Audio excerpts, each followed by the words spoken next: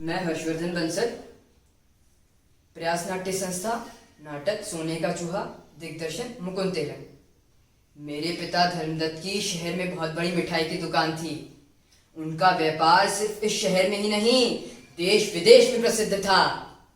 वे बहुत ही दयालु और दानवीर थे, लेकिन मेरे चाचा बिल्कुल उनके विपरीत, एक नंबर के आलसी और कामचोर।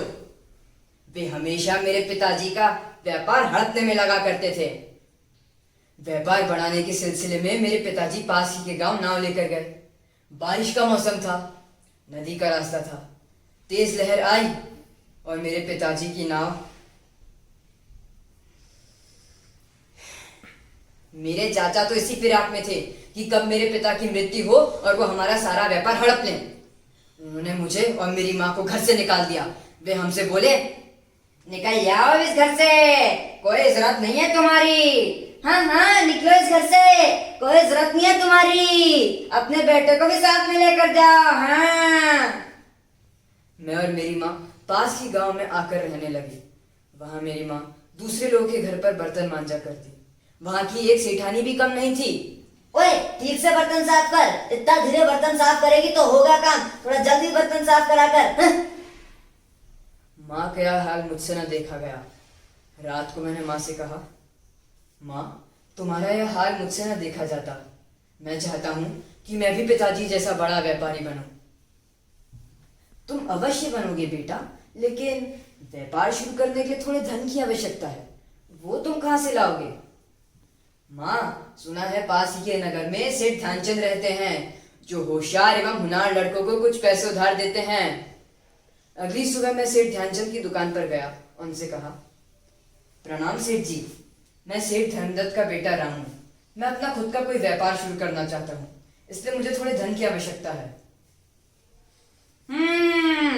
तो तुम धर्मदत्त के बेटे हो? मुझे तो तुम में उसकी कोई काबिलियत नहीं दिखती, लेकिन अगर तुम सचमुच उसके बेटे हो तो इस मरा हुआ चूहे से कुछ काम कर कर दिखाओ। जी सेठ जी, मैं इस चूहे से ही काम चला लूंगा। धन्यवाद। मैंने चूहा लिया और उसे एक मूंगफली वाले के पास जाकर कहा, महोदय, लगता है आपकी बिल्ली बहुत भूखी है। हट रे बिल्ली, हट हट। जी हाँ, तुमने सही कहा। अरे हट रे बिल्ली। मेरे पास ये चूहा है, शायद ये आपकी बिल्ली की भूख मिटा दे। अरे जल्दी दो रे चूहा, ये बिल्ली ने सही में बहुत परेशान कर दिया। हट। मैं आपको चूहा तो दे दूंगा, लेकिन इसके लिए बदले मुझे 4 मुट्ठी मूंगफली लगेगी। अरे तुम 4 मुट्ठी मूंगफली ले लो, लेकिन ये चूहा जल्दी मुझे दो। हट। ये लीजिए चूहा। धन्यवाद। मैंने उनसे मूंगफली ली और पास ही कुछ बैठे लकड़हारों को दी। वे लकड़हारे बोले, धन्यवाद बेटा, लेकिन हमारे पास इन लकड़ियों के अलावा कुछ नहीं है तुम्हें देने के लिए।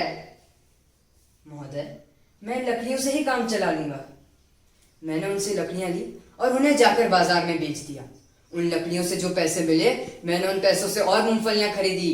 उन मूंगफलियों को मैंने फिर से जाकर लकड़हारों को दिया और उनसे और लकड़ियां ली। ऐसे धीरे धीरे मेरा व्यापार बहुत तेज चला और देखते ही देखते मैं अपने पिताजी से ही बड़ा व्यापारी बन गया।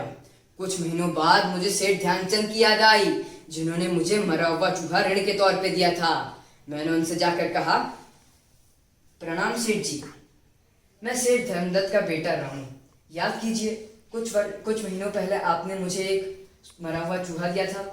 आज मैं उसका ऋण इस सोने के चूहे के रूप में चुकाने आया हूँ। हाँ, याद आया, धर्मदत्त के बेटे रामू। हाँ हाँ, मैंने तुम्हें सोने मरा हुआ चूहा दिया था, लेकिन मुझे पता नहीं था कि तुम्हें सोने के चूहे के रूप में अपना ऋण चुका पाओगे। तुमने अपनी होशियारी एवं हुनर का बहुत अच्छे से प्रयोग किया है। लेकिन ये चूहा तुम अपने पास ही रखो, ये तुम्हारी होशियारी एवं हुनर का प्रतीक है। आज से पूरा संसार तुम्हें मूषक वाणी के नाम से जानेगा।